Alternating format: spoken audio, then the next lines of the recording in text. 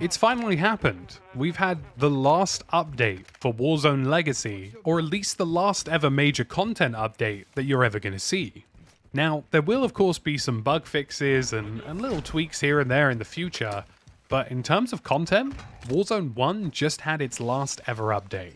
But before we continue this video, please consider subscribing. We're super close to 100,000 subscribers on this channel, and hitting that sub button and the like button if you enjoyed this video would really make a massive difference.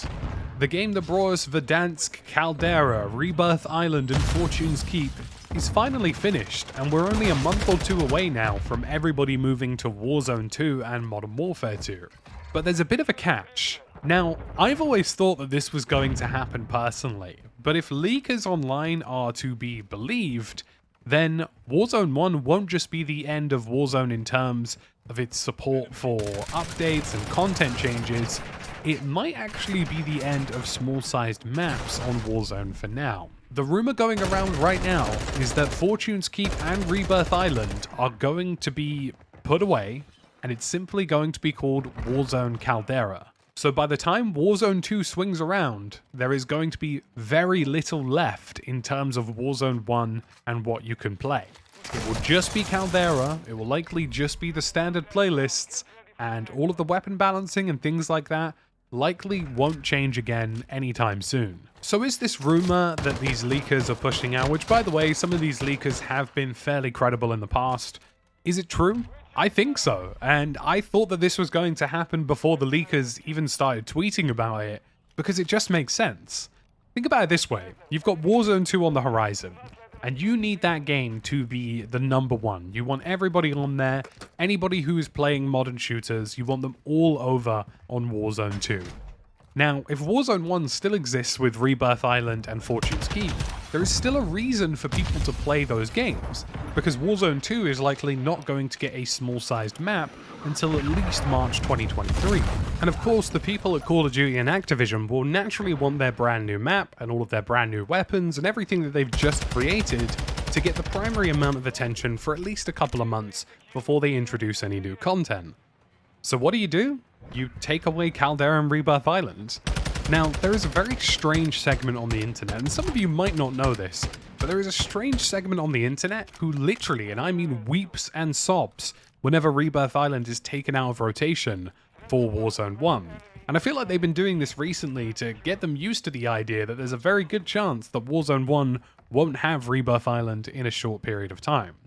Now, don't get me wrong, I think Rebirth Island is a great form factor. I think the map is actually pretty crappy, but the idea of having close quarters, CQB gunfights like in Fortune's Keep is very appealing, and I really like the way they made Fortune's Keep and catered it towards skilled players. And if you take that away, ultimately people are going to be forced to play Warzone 2 and play on the new big map, whilst they wait for the new small map to eventually release in the future.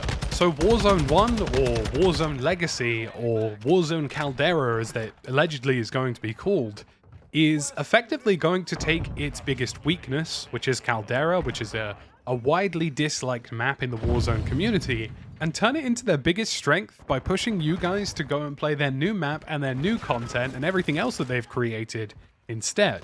The end of Warzone 1 and the end of Caldera is very much near, and I think this game has done a fantastic job. I mean, releasing when it did during such a difficult period for so many people, and basically filling up our time in a period of time where we needed our time filled up, is pretty incredible. Towards the end of the life cycle as well, I really started feeling like Raven Software started to get a grip on where they wanted to take things, and maybe improve the title in some ways, and hopefully we see that transition over to Warzone 2 as well. But before we wrap up this video, I want to ask you a question. And this is a slightly big question, because there's a lot of moving parts to it, but I'd love to hear what you think about this.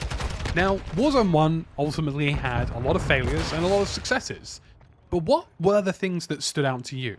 Was it the portable buy stations? Was it the balloons? Was it a certain mode or a certain festive event that you really enjoyed? What was it about Warzone 1, or what feature in Warzone 1 made you enjoy the game more? It's a big question. For me personally, I think the balloons on Caldera and really wacky modes like the first ever Haunting of Verdansk made me come back over and over again. But I'd really love to hear from you guys what you think about that, because Warzone 2 ultimately is going to have to build on the successes of Warzone 1. Warzone 2 is going to need wacky LTMs, it's going to need new systems for transportation, it's going to need fast rotations and a good pacing. So what features in Warzone 1 would make that happen in Warzone 2? As always, folks, I really hope you enjoyed this video. Thank you very much for watching. It's been me, TheTacticalBrit. Please consider subscribing. We're super close to 100k. It'd be massive to hit that before the end of the year. And drop a like as well so that the YouTube overlords above support this video too. Thanks again, and I'll catch you in the next one.